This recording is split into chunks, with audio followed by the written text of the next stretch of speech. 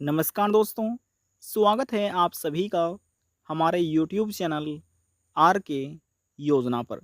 Uttar Pradesh pension योजना के अंतर्गत यदि आप भी सरकार से दिव्यांग, विधवा, वृद्धावस्था, कुष्ठावस्था या तलाकशुदा में से किसी भी एक पेंशन का लाभ प्राप्त कर रहे हैं, आपकी भी पेंशन बनी हुई है।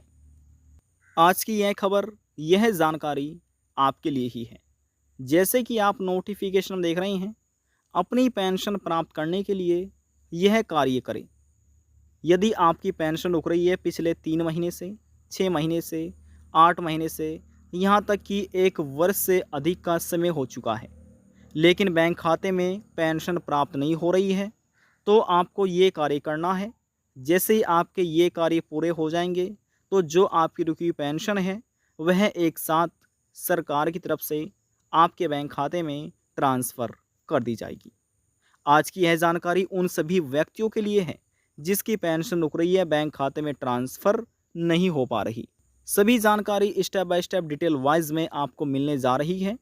वीडियो की शुरुआत करने से पहले हमारा आपसे निवेदन है, यदि आप हमारे चैनल पर पहली बार आए हैं, चैनल को सब्सक्राइब कर लीजिएगा, साथ ही बेल आइकन के बटन को प्रेस करना ना भूलें, ताकि जो हमारी वीडियो का नोटिफिकेशन है वह सबसे पहले आपको प्राप्त हो और आप सबसे पहले ही उसका लाभ उठा सके। चलिए वीडियो की शुरुआत कर लेते हैं। बात हो रही है रुकी हुई पेंशन के बारे में।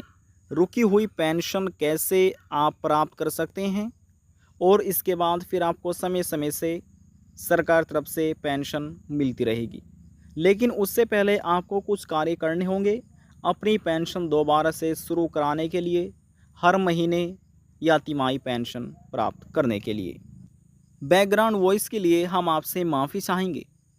देखिए, बहुत से ऐसे पेंशन लाभार्थी हैं, दिव्यांग, विधवा, वृद्धावस्था, कुष्ठावस्था और तलाकशुदा, जिनका आधार कार्ड 10 वर्ष का अधिक समय हो चुका है, लेकिन उन्होंने अपने आधार कार्ड को अपडेट नहीं कराया। आधार कार्ड 10 वर्ष पुराना हो चुका है। तो ऐसी स्थिति में सबसे पहले पेंशन धारकों को अपने आधार कार्ड, जो उनका आधार कार्ड है, आधार कार्ड को अपडेट कराना है। अब ध्यान से समझिए आधार कार्ड में क्या क्या आपको अपडेट कराना है। देखिए, यदि आपको लगता है आपके नाम में गलतियां हैं तो वह गलती ठीक कराइए। यदि आपको लगता है जन्म तिथि में या एड्रेस में कोई गलतियां हैं, उन गलतियों को सबसे पहले आपको ठीक कराना है। उसके बाद आपको अपने फिंगरप्रिंट को अपडेट कराना है। आँखों का जो रेटिना है उसको भी आपको अपडेट कराना है। ये आप जो आप अपने ब्लॉक स्तर में या फिर अपने बैंक में जाकर, जहाँ पर भी ये कैंप लगा हुआ है, वहाँ पर जाकर आप अपने आधार कार्ड को अपडेट करा सकते हैं। देखिए, किसी स्थान पर गवर्नमेंट स्कूल में ये कैंप लगा दिया जाता है, या किसी सरकारी स्थान पर जैसे कि बैंक हो गया, या अन्य स्थान जहाँ पर भी ये कैंप लगाया जाता है, वहाँ पर जाकर अपने आधार कार्ड को अपडेट करा सकते। सबसे पहले ये आपको कार्य करना है आधार कार्ड अपडेट कराने का। जी हाँ, अपडेट कराने का। इसके बाद जो दूसरा कार्य है वह आपको करना है अपनी पेंशन का ई-केवाईसी, क्योंकि उत्तर प्रदेश में पेंशन का सत्यापन किया जा रहा है। हमने आपको आधार कार्ड अपडेट कराने को क्यों बोला है, ये हम आपको बताएंगे। देखिए, जो दूसरा कार्य है आपकी पेंशन का है, पेंशन का ई-केवाईसी कराना है। ये पूरा कराने के लिए आपका आधार कार्ड आपके पास होना चाहिए। आधार कार्ड में जो मोबाइल नंबर लिंक है वह मोबाइल नंबर आपके पास होना चाहिए, और नज़दीकी सीएससी सेंटर पर जाकर आपको अपनी पेंशन का ई-केवाईसी कराना है, पेंशन का सत्यापन कराना है। वहाँ पर जाकर ये कार्य आप करा सकते हैं। अब जो हम आपको तीसरा कार्य बताने जा रहे हैं, ये आपके बैंक से जुड़ा हुआ है। जी हाँ, बैंक से संबंधित है। यानी कि आपको अपने बैंक में जाना है अपना आधार कार्ड लेकर, प्लस बैंक की पासबुक लेकर, ये डॉक्यूमेंट आपको लेकर जाना है, और आपको अपना पैन कार्ड लेकर जाना है।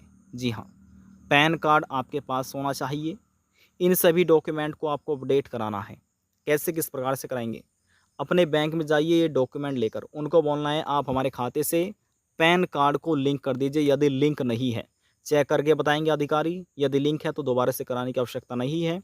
और जो आपको कार्य करना है, अपने बैंक खाते से उनको बोलना है कि हम सरकार से इस योजना का लाभ ले रहे हैं, और सरकार अब डीबीटी के बेस्ड पेमेंट करती है, यानी कि डीबीटी बेस्ड पेमेंट किया जाता है, जिसे बोला जाता है डायरेक्ट बेनिफिट ट्रांसफ़र।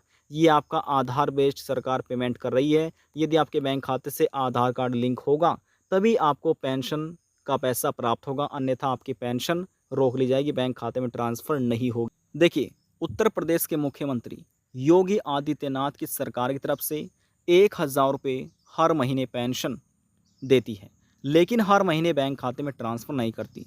तिमाही पेंशन दी जाती है, यानी कि तिमाही पेंशन 3 महीने के अंतराल पर पेंशन ट्रांसफ़र करती है। तिमाही पेंशन हो जाती है 3,000 रुपये। अब जो ये तिमाही पेंशन है, विधवा महिलाओं को, तलाकशुदा महिलाओं को, ओल्ड एज को यानी कि वृद्धावस्था और विकलांगों को, इनको 3,000 रुपये तिमाही पेंशन दी जाती है। लेकिन उत्तर प्रदेश के अधीन आने वाले जो कुष्ठ अवस्था पेंशन धारक है, जिसकी पेंशन बनी हुई है, उनको 3,000 रुपये हर महीने पेंशन ट्रांसफ़र करती है। इसी बीच अब जैसे देखिए, एक तो हो जाती है ओल्ड एज पेंशन, एक हो जाती है दिव्यांग पेंशन, एक विधवा महिला या तलाकशुदा महिला पेंशन, एक विकलांग पेंशन और एक है कुष्ठ अवस्था पेंशन। जितनी भी ये सभी पेंशन हैं, सभी के बैंक खाते में सरकार इन पेंशन योजना का जो पैसा ट्रांसफ़र कर रही है, डीबीटी बेस्ड कर रही है। जी हाँ, डीबीटी बेस्ड सरकार पेंशन का पैसा भेज रही है, आधार बेस्ड पेमेंट कर रही है। ऐसी स्थिति में यदि आपका बैंक खाता आधार कार्ड से लिंक नहीं होगा, एनपीसीआई मैपिंग नहीं होगी, जिसे बोला जाता है national payment corporation of India, ये एनपीसीआई की फुल फॉर्म है, और डीबीटी फुल फॉर्म है डायरेक्ट बेनिफिट ट्रांसफ़र।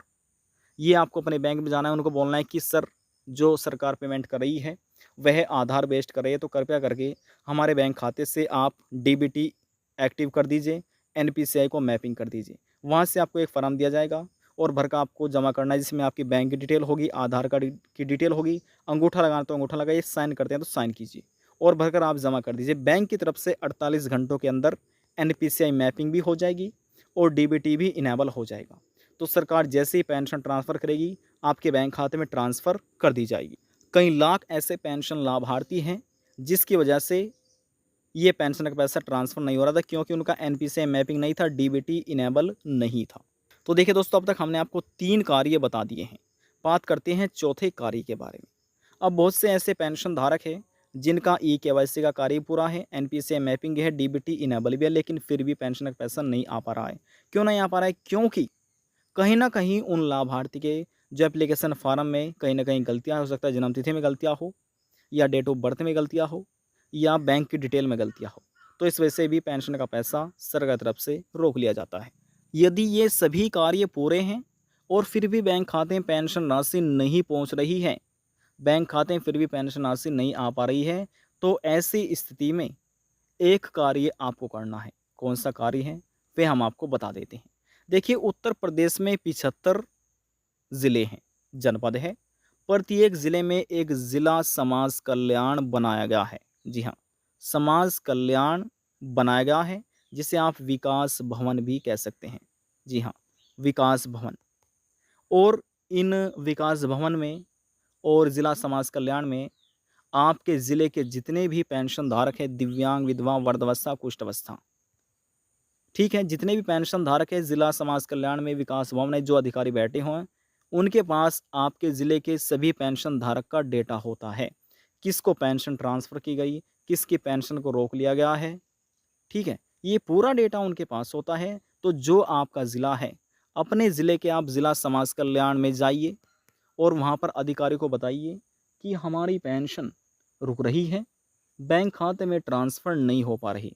तो कृपया करके चेक करके बताइए कि किस वजह से हमें पेंशन लाभ नहीं मिल रहा है। तो आपको डॉक्यूमेंट लेकर जाना है, अपना आधार कार्ड, बैंक की पासबुक, ये डॉक्यूमेंट आप लेकर जाइए। ये जाने के बाद वहाँ पर अधिकारी आपको बताएंगे कि आपके आवेदन फार्म में किस प्रकार की गलतियाँ हैं, जिस वजह से आपको पेंशन नहीं मिल रही। तो वहाँ पर जाकर अपने फार्म को आप चेक करवा सकते हैं, देख सकते हैं कि कहीं ऊपर से कोई प्रॉब्लम तो नहीं हो रही है। तो जैसे ही वहाँ से आपकी सभी प्रॉब्लम सॉल्व आउट कर दी जाएगी और जो आपकी पेंशन है फिर से आपको दोबारा मिलना शुरू हो जाएगी। सबसे पहले आपको ये कार्य पूरा कर लेना है। अब हम आपको बताते हैं कि हम आपको आधार कार्ड अपडेट कराने के लिए क्यों बोल रहे थे। आधार कार्ड अपडेट कराने के लिए इसलिए बोल रहे थे, मान लीजिए आपने अपने आधार कार्ड को अपडेट करा लिया है। अपडेट करने के बाद जब आप अपनी पेंशन का ई-केवाईसी करेंगे, जो आपके आधार कार्ड की डिटेल होगी, आपकी पेंशन में अपडेट ऑनलाइन हो जाएगी। जो आपका आधार कार्ड अपडेट है, आप एनपीसीआई मैपिंग करेंगे आधार कार्ड से, तो जो एनपीसीआई मैपिंग करेंगे तो वह डिटेल फैच हो जाएगी, आपके आधार कार्ड से लिंक हो जाएगी। यदि आपने ये सभी कार्य पूरे करा लिए हैं फिर भी पेंशन नहीं आ रही, तो ज़िला समाज कल्याण के अधिकारी से संपर्क कीजिए। वहाँ से ही आपका ये प्रॉब्लम सॉल्व हो पाएगी। देखेंगे कहीं से ऊपर से तो नहीं कोई गड़बड़ी है, तो वहाँ पर आपको देखकर बता जाएंगे, फिर आपको वह कार्य करना है। और जल्दी जो आपकी रुकी पेंशन, चाहे 6 महीने की हो, 7 महीने की या 1 वर्ष की, सभी पेंशन एक साथ आपके बैंक खाते में ट्रांसफ़र कर दी जाएगी और दोबारा से आपको पेंशन मिलना शुरू हो जाएगी। आज की जानकारी में बस इतना ही। यदि आपको हमारी दी हुई जानकारी पसंद आई तो वीडियो को ज़रूर लाइक कर दीजिएगा। आपके एक लाइक से हमें बहुत ज़्यादा मोटिवेशन मिलता है। लास्ट में हम निवेदन यही करेंगे, चैनल को सब्सक्राइब और साथ ही बेल आइकन के बटन को प्रेस करना ना भूलें। अब हम आपसे मिलते हैं नेक्स्ट वीडियो में एक और नई जानकारी के साथ। तब तक के लिए जय हिंद, जय भारत।